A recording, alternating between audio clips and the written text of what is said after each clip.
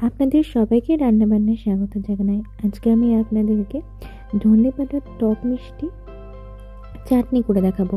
আশা করছি রেসিপিটা ভালো লাগবে। তো চলুন রেসিপিটা শুরু করা যাক। ধনেপাতার চাটনির জন্য আমি এখানে বেশ খানিকটা ধনেপাতা নিয়ে নিচ্ছি। তার মধ্যে দিয়ে দিচ্ছি ছাড়কোয়া রসুন,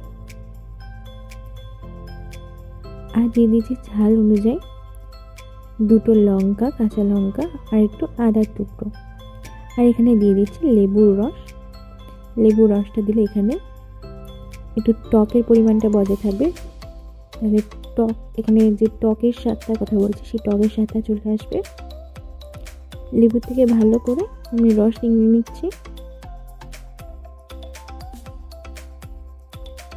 তারপরে আমি দিয়ে দিচ্ছি এর মধ্যে একটু সামান্য লবণ, আর দিয়ে দিচ্ছি 1 থেকে 1.5 চামচ পরিমাণে চিনি।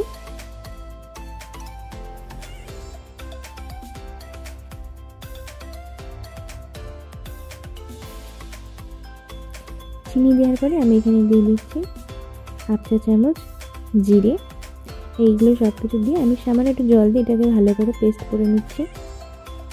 আর ব্যাস, আমাদের ধনেপাতা চাটনি রেডি।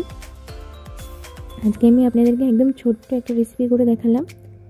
আসলে একটু ব্যস্ততার কারণে আপনাদের সঙ্গে ভালোভাবে ভিডিও শেয়ার করা হচ্ছে না। কালকে থেকে আবার লাগাতার বেশ ভালোভাবেই ভিডিও আসবে আগের মতো।